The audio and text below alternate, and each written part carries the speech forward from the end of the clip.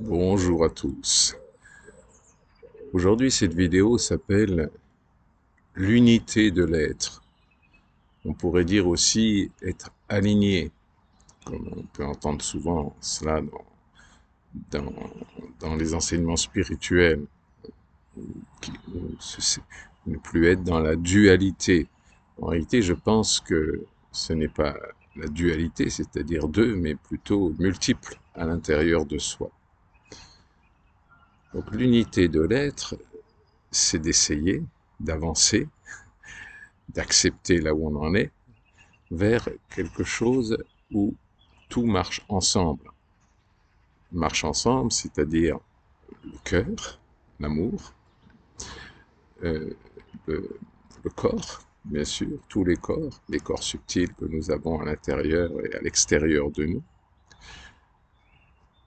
Être relié, bien sûr, à l'univers, être un avec ce qu'on appelle Dieu, autrement dit la vérité profonde de la vie, et tout cela avec l'âme, l'âme étant notre chemin de vie personnel sur cette terre pour accomplir ce que nous avons à accomplir dans notre toute petite mission de vie, dans la joie, dans l'amour et dans la jouissance.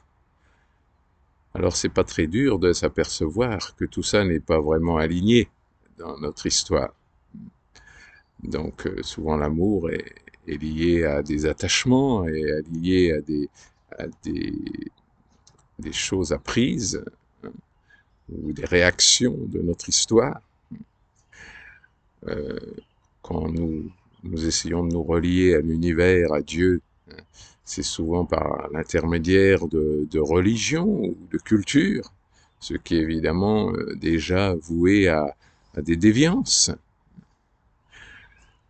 Et notre âme, bien sûr, elle est à découvrir, elle est vraiment à découvrir, c'est-à-dire enlever tout ce qui la couvre, pour être aligné aussi à cette âme et ce corps qui pour beaucoup de gens, parle, parle par ses maladies, par ses douleurs, par ses tensions, pour arriver à ce que nous soyons dans un état intérieur de tranquillité, tranquillité émotionnelle, tranquillité physique, tranquillité spirituelle, pour que tout ça soit aligné, aligné à ce que nous sommes tout simplement. C'est comme un puzzle qu'il faut rassembler les morceaux pour que ce puzzle marche parfaitement ensemble.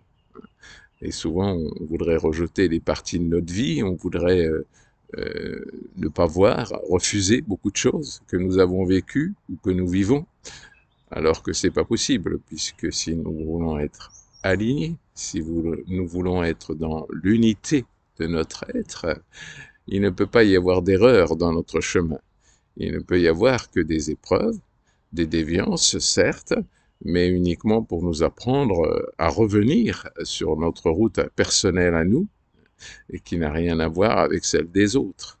Donc, cette solitude intérieure qui peut nous amener justement à voir que personne d'autre que nous-mêmes ne pourront découvrir ce que c'est que d'être aligné, ce que c'est que d'être dans l'unité de notre être. Et ça s'apprend. Ça s'apprend par les épreuves qui nous ramènent sans arrêt. Nous sommes guidés, bien sûr, de l'intérieur.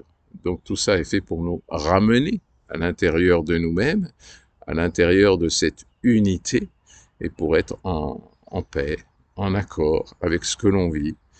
Souvent, en tant que thérapeute, les gens viennent me voir, ah oui, mais vous vous rendez pas compte à quel point ce que je vis, c'est terrible.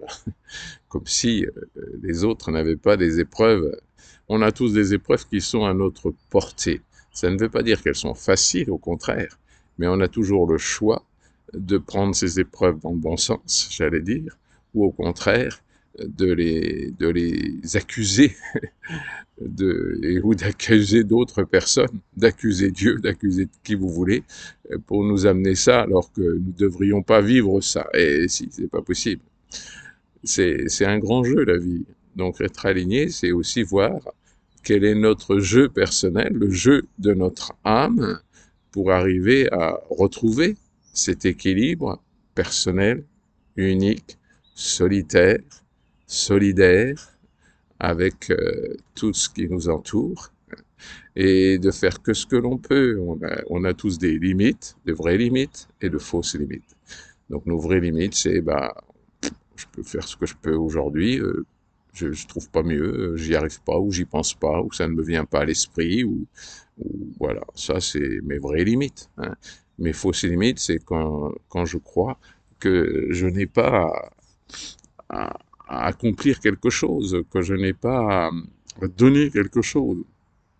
Et pour ça, il faut bien sûr se combler, être comblé soi-même, hein, et ne pas attendre d'être comblé par l'extérieur, puisque ça sera toujours une illusion. Donc, apprendre à se combler soi-même, oui, absolument, pour être entier, déjà, entier physiquement, entier avec nos émotions, entier avec notre histoire, entier avec l'univers, c'est-à-dire cette chose qui nous guide de l'intérieur et qui nous ramène, si on veut bien l'écouter bien sûr, et qui nous ramène à ce que nous sommes et à ce que nous avons fait sur Terre. Hein. Et pas plus ni moins, c'est déjà pas mal. Hein. Et voilà, le problème c'est que l'ego va prendre beaucoup de place et l'ego va essayer de nous amener toujours à soit quelque chose de miraculeux, de merveilleux, qui n'est pas à notre portée, hein, ou soit au contraire à nous mettre en victime, hein, puisque le chemin c'est vraiment de lâcher tout ce qui est victime en nous, car c'est pas possible. On peut avoir, si vous méditez, si nous méditons longtemps et pendant des années, on s'aperçoit que il n'y a pas à avoir un côté victime à l'intérieur de nous. Hein.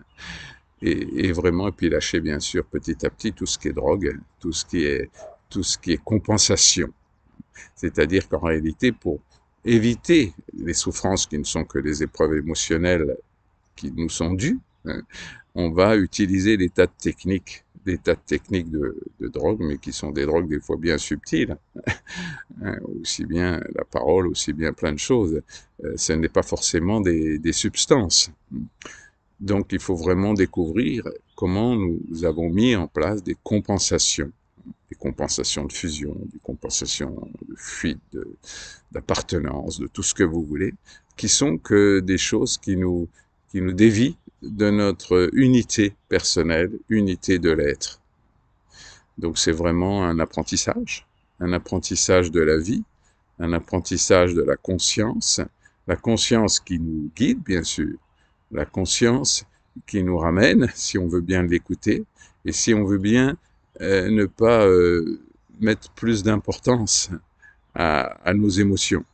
Il faut leur donner leur place, il faut surtout pas les nier, mais elles sont là uniquement pour nous ramener à nos refus, nos erreurs, nos déviances. Tout ça pour, en théorie, ne pas souffrir, mais je vous assure que ça amène des souffrances bien plus colossales. Donc, autant prendre des épreuves et des souffrances, on peut appeler ça souffrance ou pas, hein, d'ailleurs, bien sûr, qui nous ramènent vers notre chemin, plutôt que celles qui nous en éloignent et qui sont vraiment beaucoup plus terribles à vivre, y compris dans le corps et dans l'esprit. Voilà, ben j'essaye de passer ce message de l'unité de l'être, c'est-à-dire vraiment cet accord, cette symbiose, cette perfection entre notre âme, entre notre cœur, entre notre corps, entre notre esprit, qui sont des choses qui doivent marcher ensemble, et que c'est si difficile de voir comment remettre tout ça dans l'ordre. Hein. Donc quand on parle de dualité, on parle de deux personnes en même temps, si vous voulez. Moi, je pense qu'on est beaucoup plus à l'intérieur de soi et qu'il faut ramener tout ça en une seule personne, celle que l'on est, celle que l'on doit être, celle que notre âme a désiré être avant de s'incarner. Et à chacun de le découvrir. Et de toute façon, on a un prix à payer pour ça. Mais ça sera toujours bien plus, j'allais dire agréable, je ne voudrais pas mettre ce mot-là, mais ça sera bien plus juste que si nous voulons pas vivre cette unité de notre être à nous, personnel.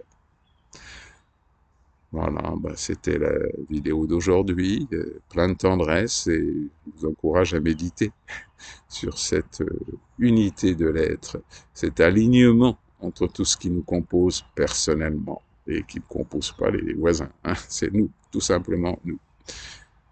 Belle journée à vous, plein de tendresse et toujours, bien sûr, du soleil dans votre cœur. Au revoir.